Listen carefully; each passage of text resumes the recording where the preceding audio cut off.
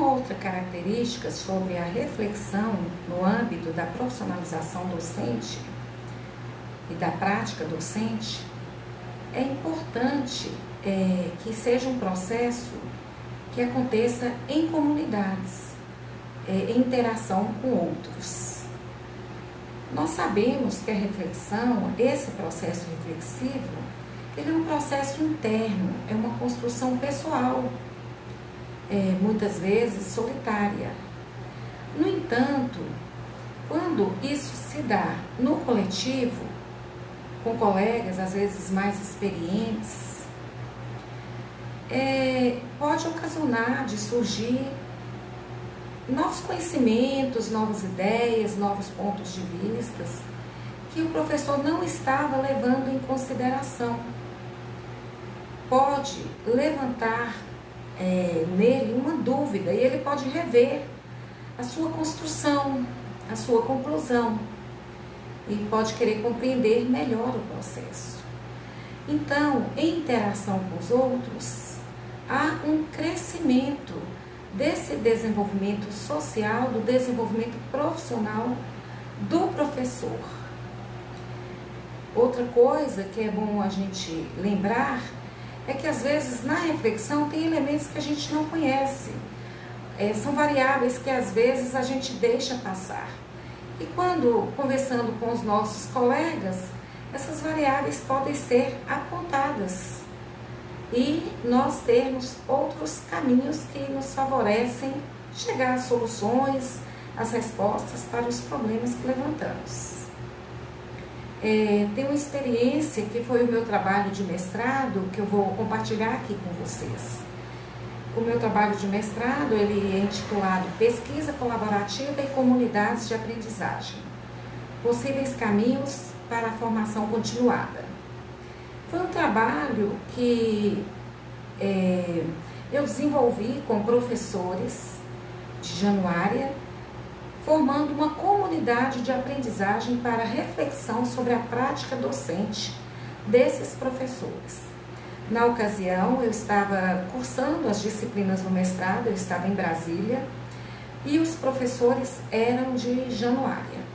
Então, foi necessário criar um ambiente virtual para que a gente pudesse fazer esse momento coletivo de reflexão sobre as práticas. Aconteceram alguns encontros presenciais, principalmente no início do desenvolvimento do trabalho, em que foi feito o convite aos professores e apresentada a proposta, explicando o que queríamos fazer.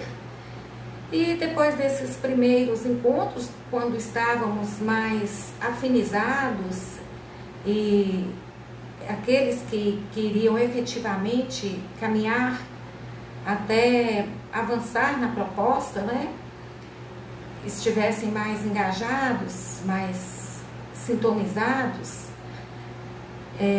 fizemos então encontros presenciais.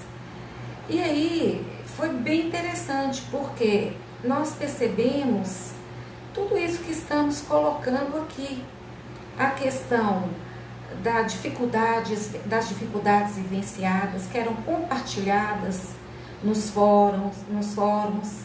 Foi levantado um tema para discussão, que foi um tema unânime, que todos os professores tinham dificuldade. Eram professores de química, então era sobre a questão da experimentação no ensino de química, dificuldades das mais variadas, desde a falta de recursos, de laboratório, até visões bem simplistas sobre o que é realmente a experimentação, qual o seu propósito. E aí nós discutíamos isso nos fóruns, os professores, tanto os professores como eu, buscávamos artigos, buscávamos material para aprofundarmos ali, buscar teorias para subsidiar as nossas reflexões. Eles estavam na prática, então eles testavam algumas modificações ali na maneira de conduzir essa experimentação, fizeram material alternativo, fizeram até documentos para a escola na impossibilidade de se montar um laboratório, mas um espaço, um tempo para que essas aulas fossem criadas, desenvolvidas. Então foi bem interessante, foi muito interessante. E é importante lembrar que não é, quando está no coletivo, não é apenas o conhecimento sobre o ensino, não é apenas a análise da prática, mas há também o apoio mútuo.